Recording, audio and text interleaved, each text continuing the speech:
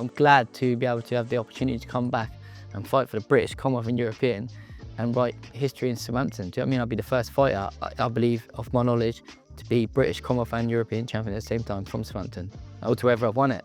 So I wanna be a history maker, mate. He's a big step up.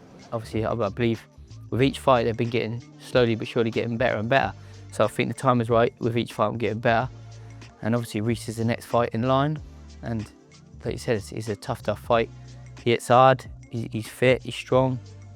So it's another thing that I've got to tick off the box by beating someone like him. And at the end of the day, if I want to get to where I want to be in world level, he's a fighter that I need to win against.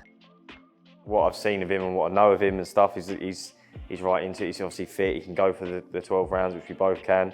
Which, like you say, stylistically, this isn't going to be nothing but a great fight. I do certain things that people don't probably realise or can see on TV. And then when I'm in front of you, I'm more awkward than I probably seem on TV. If I believe where I'm going to get, then I should win, do you know what I mean?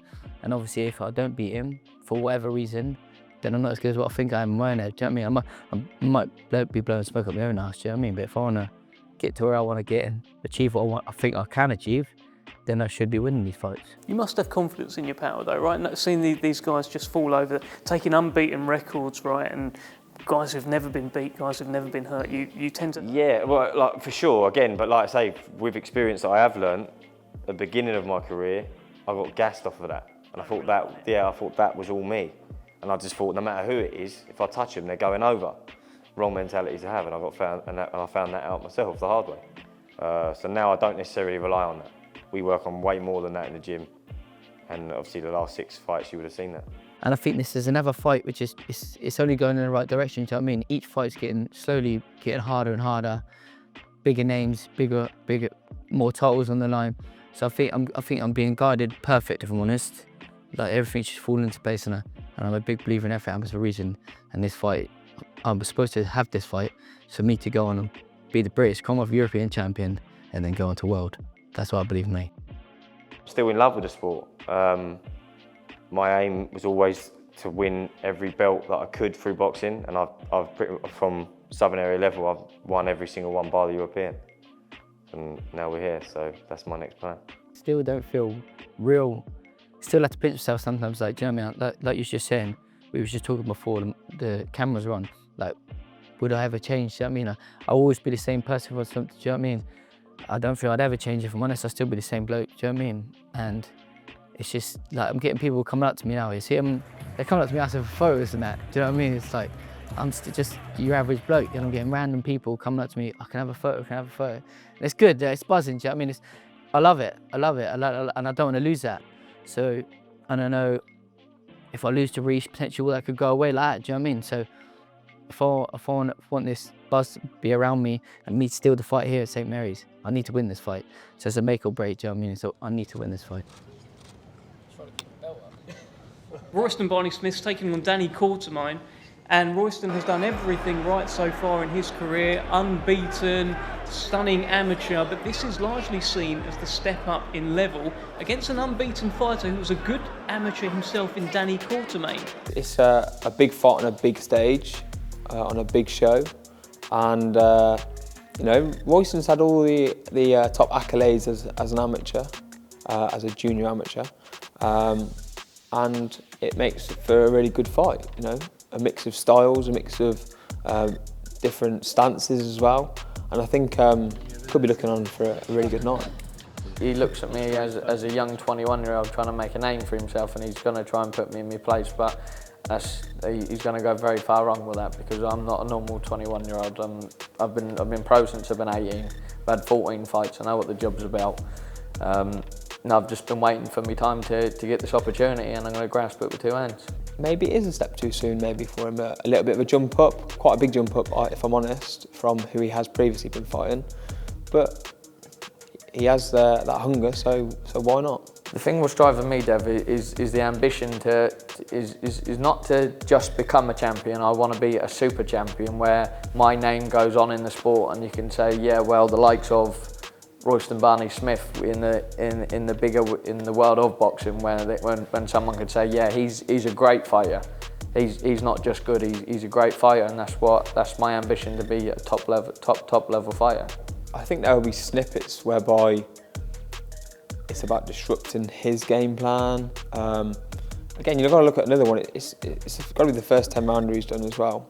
I know he's done an 8 rounder before, but these extra rounds at a high intensity can soon wear you out. And I've been able to have 4 or 5 10 rounders now, whereby I feel like I'm equipped and ready for these sorts of fights, whereby it might only go 4 rounds or it can go to the full 10.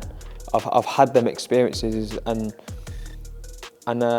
yeah, I think that could be a massive difference. It's my breakout fight where people can say he's not just I'm not a prospect anymore, but more of a contender. Like, you can say, well, he's a contender and then becoming a world champion.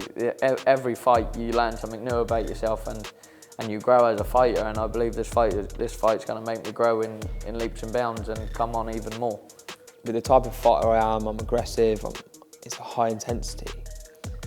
To have someone constantly on you for 10 rounds, it's heart-wrenching at times.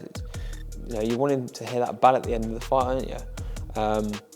And I think that could play a massive part in maybe his mental state as well, knowing that I've had that experience in the past, knowing the names that I've actually fought in the past, some top names in the professional boxing setup.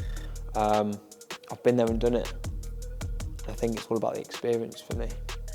I've shared the ring with multiple world champions. Josh Taylor fought the other night. That's when you was like 18, right? I was 17. I was 17. 17 to 18. Joe Cordina also. Ray Ford. I've shared the ring with top operators, and when they're at their peak as well. And I was holding my own very comfortably, and that's what shows what I'm all about. But you can't take too much away from sparring. On Saturday night, you're an 8-ounce glove, so that's what we're going to find out, and see if he's made of it. How are you finding the whole Southampton fans? Because I saw you did a face-off the other day. It was in the sort of the fan section. There were, like, we had to use the beep button quite a lot when the video went out, because so many swear words were being hurled at you. But I was getting abused. No, but I love it.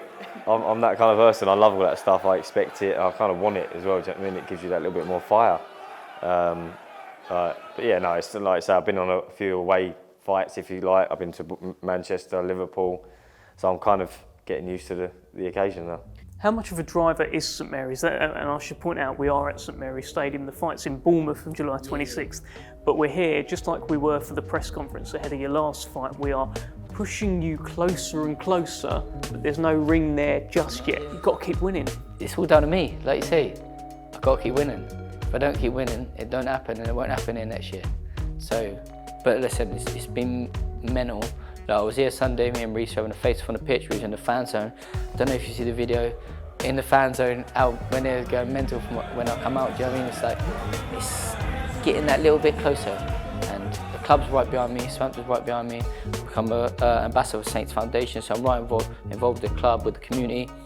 Like I just said to me, people come up to me for photos on the street now.